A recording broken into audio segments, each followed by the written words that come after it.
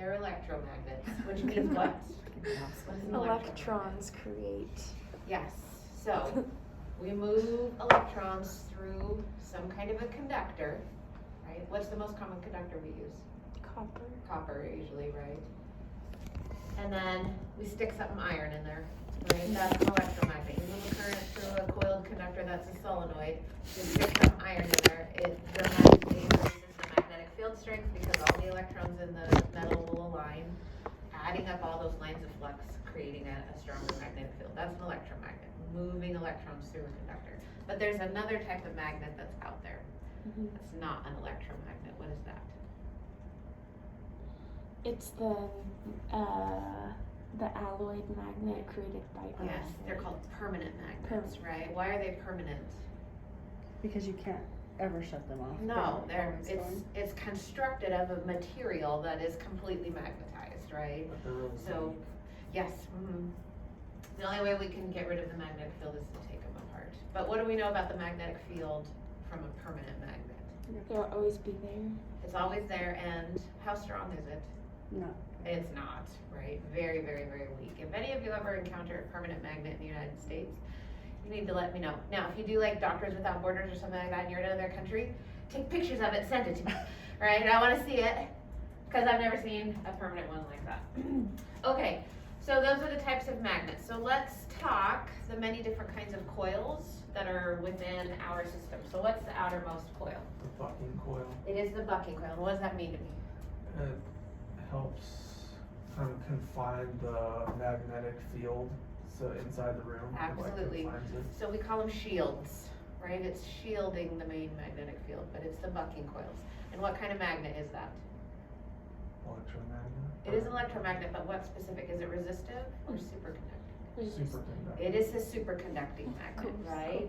So then, does it need to be in the cold bore or the warm bore? Cold. It needs to be in the cold. So just in from the shields is the coils of what? Orange there. So these are the shields, and what's this coil? What does it produce? The main magnet. It is the coils of the main magnet. What kind of magnet is that? Superconducting. It is superconducting. So those coils have to also be in the cold bore, right? In the cryostat. All right, just in from that now is the shims. So this is a picture from your book. And you can see that the shim coils are actually not in the cold bore in this image. That is not the case with newer magnets. Older magnets, once upon a time, the shim magnet was just a resistive magnet. It's not that way anymore. Your book talks about the shim being a superconducting magnet, just like the shields and the main magnet, but then it still uses this picture. So just be aware that this picture shows the shim coils in the warm bore, not anymore, right? Newer magnets, that is also a superconducting magnet and so needs to be in the cold bore. So what is it to shim? What does that mean? Shimming makes the main magnetic field more uniform, and we know we cannot have a perfectly homogeneous field. So what the shim does is it adds in another magnet, another magnetic field, in our case a newer magnet, superconducting, in order to clean up areas of the main magnetic field that are not as strong or too strong. So shimming can be accomplished in two ways, and we've heard these words before, right? Passive and active. When did we hear that before?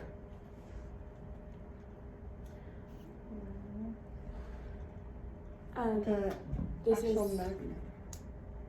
In the shields, Yeah. right? So what is passive shielding? Oh, That one's with research. yeah. Yeah, that's the. And how do we shield it? it's with The still metal boiling. on the- Yes, it's metal in the walls, right? So passive shielding is metal in the walls. Passive shimming is little itty bitty metal plates that we put in little tracks around the bore in order to shim just certain areas. So then what was active shields?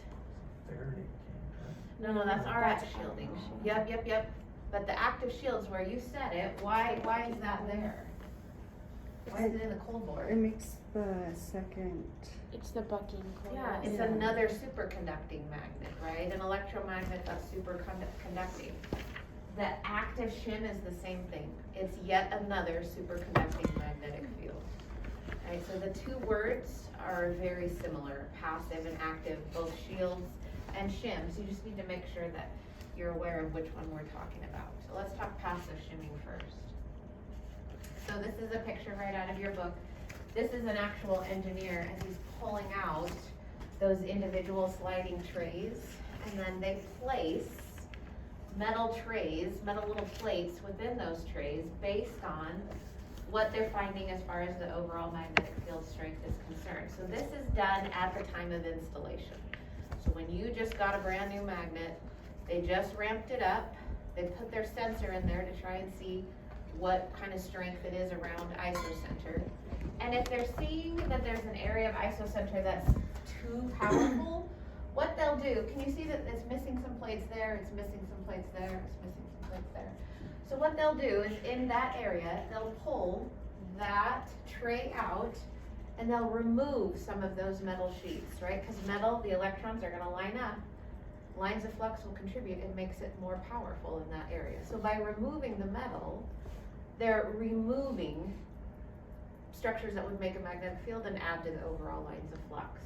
If they see there's an area that's weak, say right there it's weak, they'll go in there and put metal in there to try and add to that magnetic field strength and make it a little more homogeneous. So once they think they've got it, they're gonna scan a phantom. So in MR, I know you guys call the phantoms in X-ray that have bones and stuff in them, those are called phantoms. CT has phantoms as well. In MR, our phantoms are usually bottles of water. That's basically what they are. It's very low tech. We throw it in a coil and we scan that. And so they'll scan it, see how homogeneous the field is, and they can do that just by looking at their image. And if they're still seeing an area of concern, they'll go in and try and shim it as best they can. And then they'll ask the active shim to do the rest, okay? So the active shim, again, it is another superconducting coil.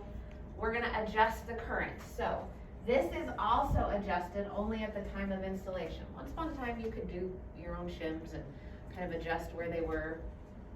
Now it's just at a set current. So how do they decide what current to set the shim magnet at? Whichever one makes the field as homogeneous as we can get it. So that's why it's only done at the time of installation.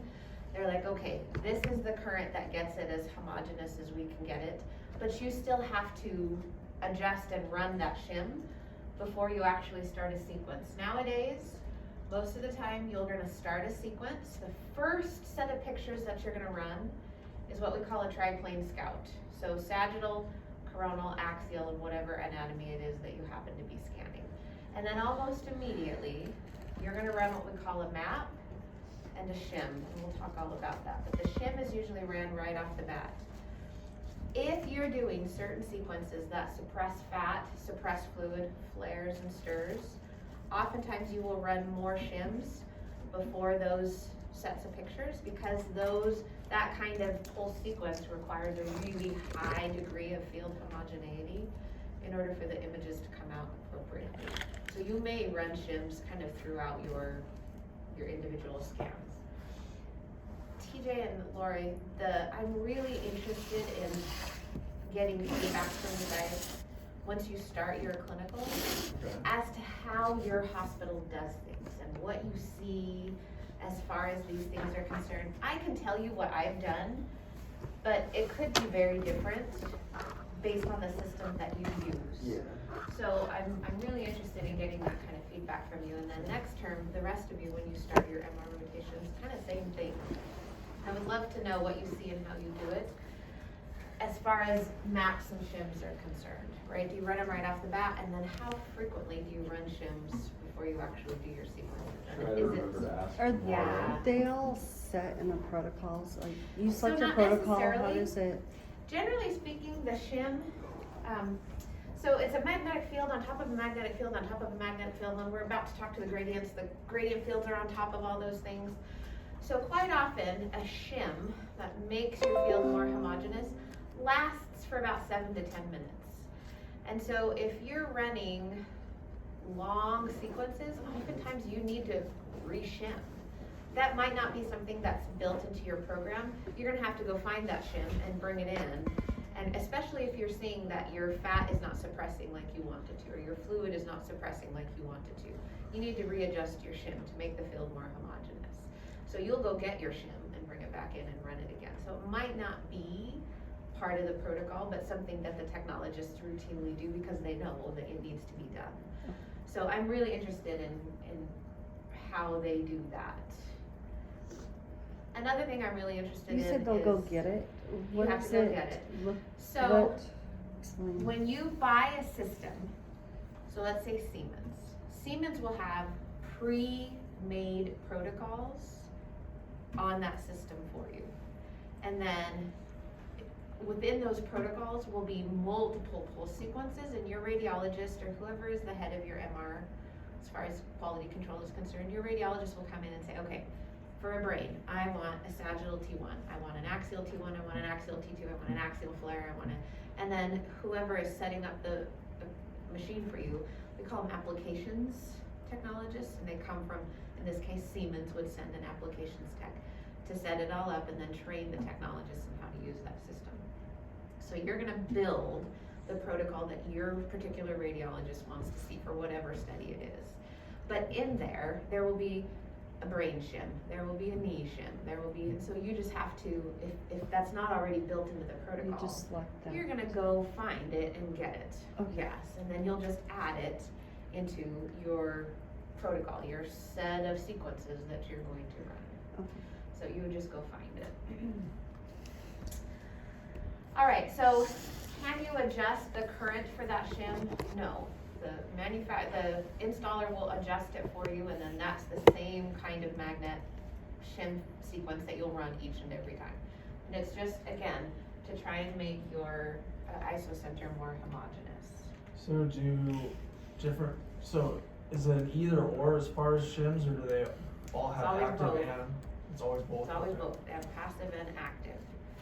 And the active shim is a superconducting magnet, so it's on all the time, but you make sure that it's running a current that will help increase or decrease areas of your isocenter magnetic field. Okay, so we have talked about the shields. It is active magnetic shield. It's another superconducting magnet, has the current going in the opposite direction that acts against the magnetic field of the main magnet. Then we have the main magnet coils producing 1.53 Tesla, whatever your field happens to be. Just in from the coils of the main magnet, we have the shim coils, which is also another superconducting magnet that you're just gonna make sure that isocenter is as homogeneous as you can get it. Those are all in the cold bore, right? Now we're into the warm bore. Just inside the coils of the shim, this green set, is our gradient set. And we're gonna take some time talking about the gradient coils because they play a hugely important role as far as MRI is concerned. So the gradient coils, they are an electromagnet, just like we were talking about. They're not superconducting though, so they're resistive electromagnets. And they are wrapped around kind of a cylinder of metal in various directions. So when a current is passed through those etchings, they can vary the strength of the main magnetic field in a specific location. So let's talk about the gradient fields. We know the word grade, right, is a gradual defined change. Does that make sense? So let's talk precessional frequency. When we place our patient within our magnet, say it's a 1 Tesla magnet, what is the precessional frequency of the magnetization that we just produced? 42.6. It's Larmor, right? So 42.6 would be at a 1 Tesla field, 63.9 at a 1.5, 120 something at a 3 Tesla field, right? And we know that precessional frequency is based upon the Larmor equation, which is what? The signal times times the Tesla. times the magnetic field strength that that nuclei is experiencing, yes? So when we put a patient in a 1 Tesla system, all of the nuclei are precessing at 42.6 megahertz, yes? Given inhomogeneities. But in that instance, we can't isolate a small population of protons, a slice. They're all precessing identical. There's nothing unique about them. We can't locate them in that part of the anatomy. Does that kind of make sense? They're all precessing at Larimar. So we have to do something so that we can isolate a specific population of protons and only image that specific population. Does that make sense? Versus the entire brain or whatever part it is that you're scanning. So we need some kind of a gradual defined change to adjust the precessional frequencies of the protons in the part that we're imaging so that we can isolate and excite only a small area, a slice. That is a key role in how the gradients work. Now, once they have found that slice, then we need to have a way to locate the many signals that come from the nuclei within that slice.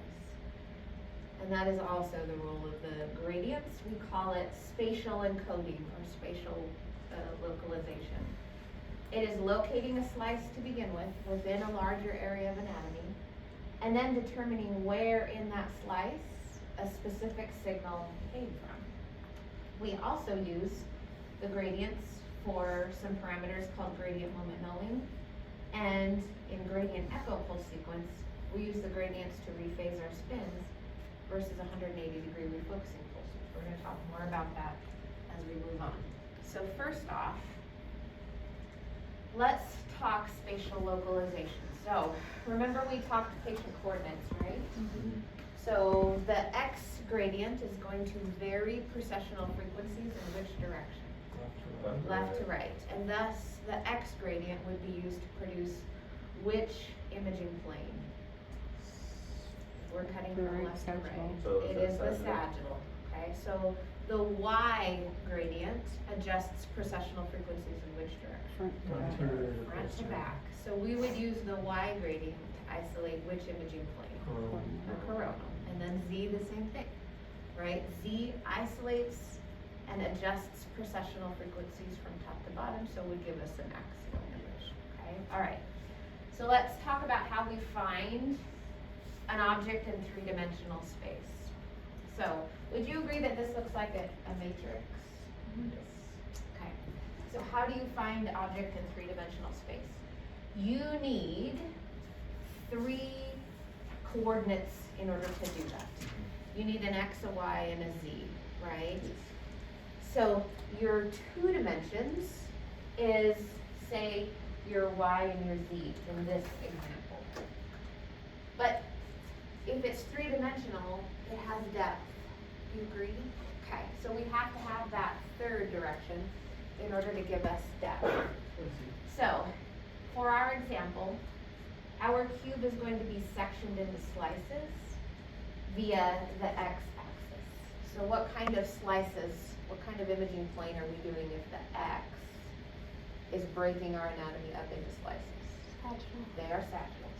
So then the other 2 gradients, now we're going to isolate our 2-dimensional planes. In this example, the y and the z. So you have to have a second one that determines a unique row and another 3rd direction that will determine a unique column. So let's look at this. X is saying we're going to separate this into 3 slices, right? So we're going to take X1, this first slice. Once we've isolated X1, now we're going to break it into unique rows and unique columns. Do you agree that this pixel right here in X1 is Y1, Z1? Yes. Is that Y1, Z1? Is that Y1, Z1? No, that's Y3, Z3, right? Do you agree that there is no other pixel that is Y1, Z1? And why is that? Because we have unique columns in Y, Y1, Y2, Y3, and unique columns and then rows, Z1, Z2, Z3. There is no other pixel that is Y1, Z1. And the reason for that is because we have a unique identifier on one side, Y, and a unique identifier on the other, Z. Okay? In your head? MR has to do the same thing. We have to first localize a slice within the area of the anatomy that we're going to do. And then once we have decided which slice we want to see, we need to be able to give some kind of unique identifier to each signal, so there's no other place, no other pixel that that signal can be put in. And we do that through the use of phase and frequency encoding. So, for example, this would be a phase of Z1 and a frequency of Y1. Right? So this would be frequency, that would be phase. That's how we do it. Okay, so this is an example of a gradient coil. You can see that we have etchings in various directions. And this is a drawing of those etchings. So you can see, do you see that this side is red, this side is blue, this side is red, that side is blue, so on and so forth. So what that says is we are gradually adjusting the gradient field, in this case of the X gradient.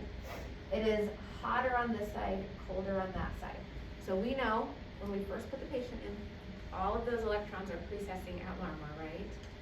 When that X gradient comes on, look, from the center of it to this direction, they are steadily increasing in precessional frequency because those protons are experiencing a stronger and stronger and stronger and stronger magnetic field. Does that make sense just a little bit? Because how they precess is Larmor, yes? 42.6 times whatever they're experiencing. So right then in the middle, they're precessing at 42.6 because that's 1 Tesla, right?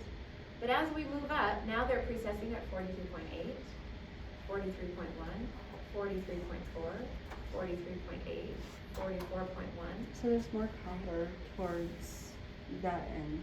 So we're producing yet another magnetic field, right? So we're gonna put a current through those etchings in one direction, producing yet another magnetic field, a positive magnetic field that we're gonna superimpose on top of the main magnetic field.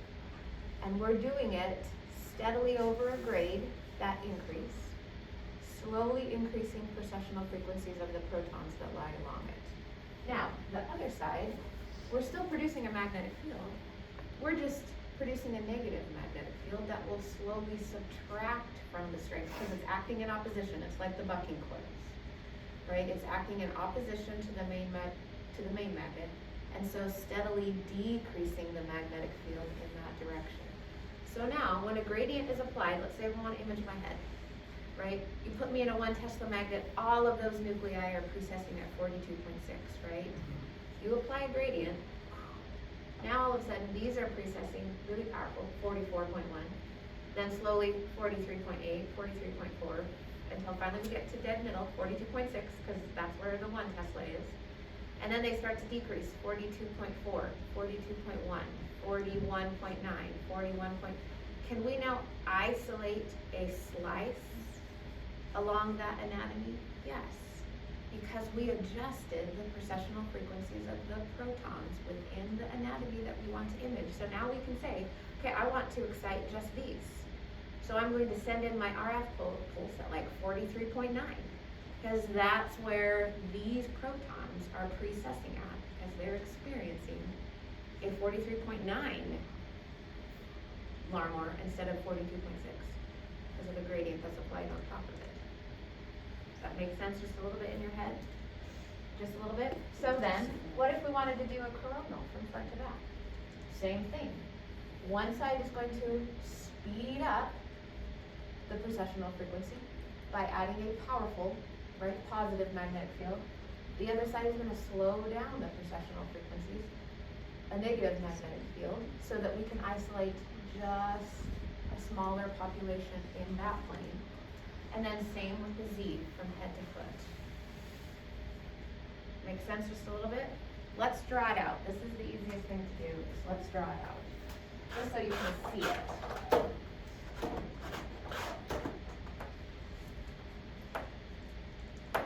Okay.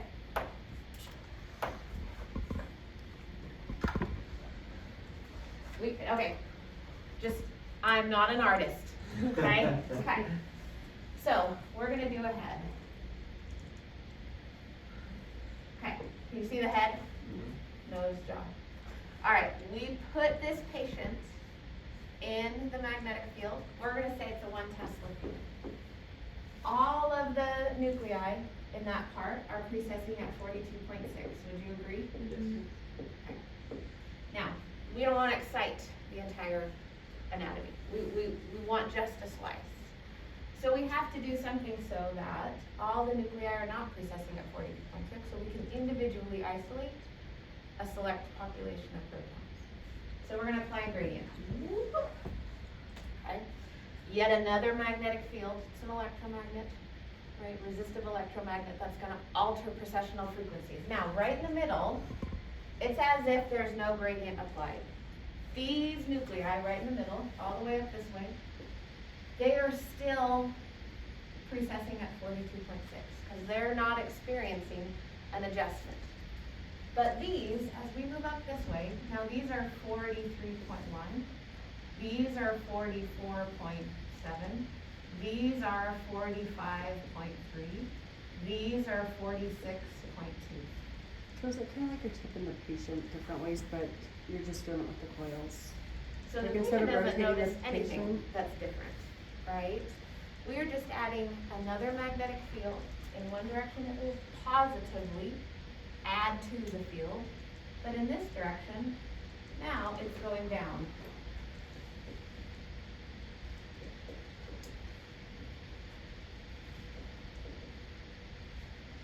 So now we can say, okay, I want to only image these protons. So now I'm going to send in that RF pulse at 45.3. So are those nuclei going to resonate? Nope, they're at 46.2. It's not the same frequency, right? Are these nuclei going to resonate? Nope, it's 41, not the same frequency. So by applying that gradient, we have isolated this population of protons. Only those are going to excite and give us signal.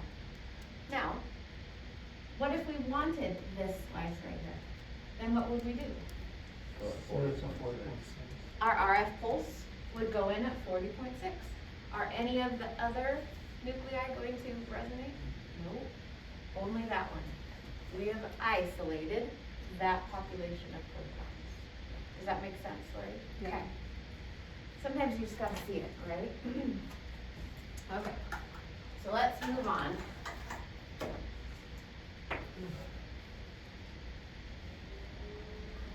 Okay, so each of the gradient coils are a defined slope, and it's superimposed on top of the main magnetic field, like we said.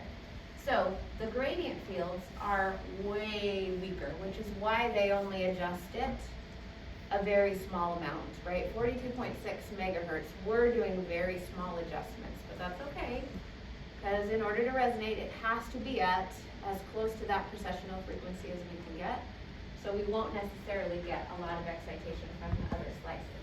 So we already said B sub 0, our main magnet, is measured in Tesla. Gradient fields are millitesla, right? So much weaker. That's why they adjust it to such a small amount. All right, so this is a picture out of your book, and I just want to make sure that you understand kind of how this works. So they have all of them lit up, which is one thing I don't like about this particular picture, but just know that if the front and back coils are on, the side coils are not going to be on. If the side coils are on, the front and back coils are not going to be on. It has to be individual, right? And again, we've talked about this. They're pulsed on and off, right? Okay, so can you appreciate the arrow in that direction and that direction?